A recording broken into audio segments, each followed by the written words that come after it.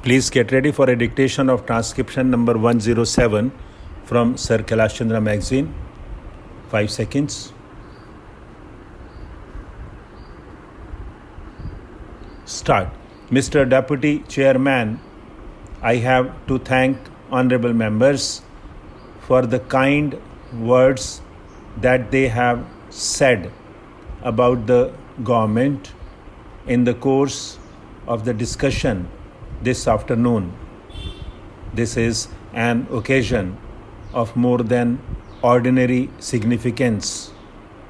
The political history of India had many vicissitudes, and this particular day will be remembered as placing another milestone in our progress towards an ideal state. There have naturally been many storms, and we have had to pass through considerable stress and strain. Yet it is a great pleasure to me to tender my felicitations to the honorable members of the House.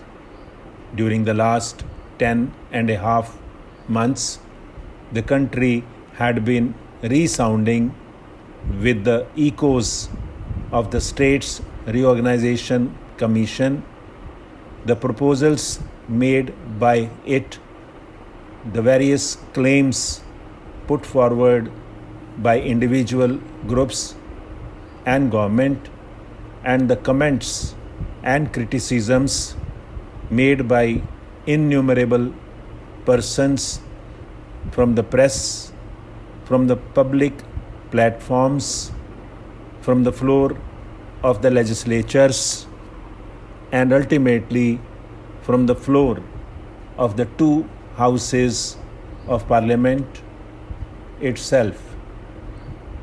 It is a matter of gratification.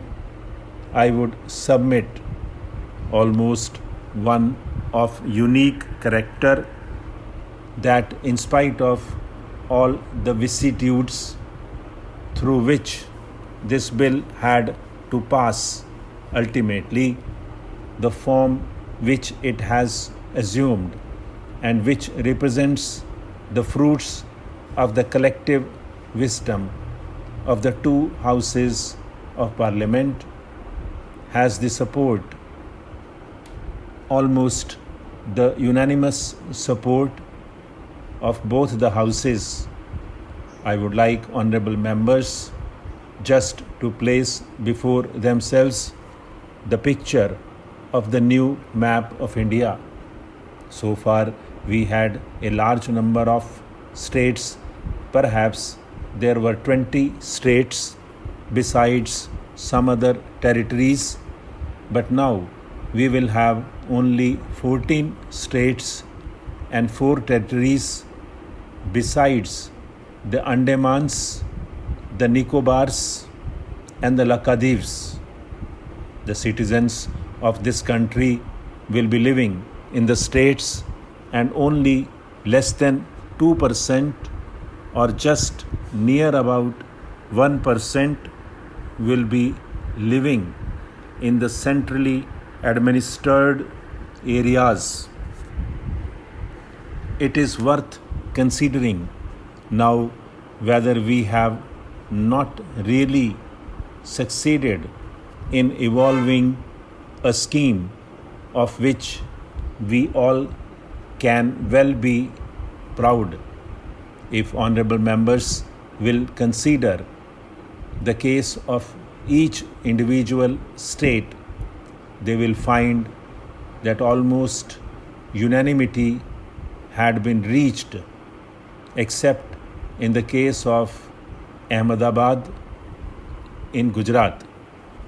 If you take one state after another, you will find that almost all people in the country have now accepted the scheme that is contained in this bill. If you take the various states, you will see that Tamil Nadu, Andhra, Kerala, Punjab, Rajasthan, and other states have virtually accepted the scheme contained in this bill. It is unfortunate that there has been some amount of difference in Ahmedabad in regard to the bilingual state of Bombay, which was introduced in this bill with the unanimous support of the members of the Lok Sabha, and I hope with the backing of most of the members of the Rajya Sabha, if not of all of them. I do not want on this occasion to enter into petty controversies. This is too big an occasion to admit of any trivial points by way of debate or otherwise. It is my confirmed opinion that the country has succeeded in achieving results which will prove to be of an enduring character and which will take it forward on the road to progress, prosperity, and to absolute security and safety. The unity of India will indeed be helped by the rational distribution of the territories of the country. There has been a long-standing hankering on the part of large multitudes that their areas should be reorganized. It was but proper that the government should have appointed a states reorganization commission to deal with that matter. The commission worked very hard and made their recommendations. We are obliged to the commission for the thought that they bestowed on the ticklish and naughty problem. Well, there were certain matters to which the government had to give further consideration, though they had always been anxious to translate into concrete form what emanated from the commission.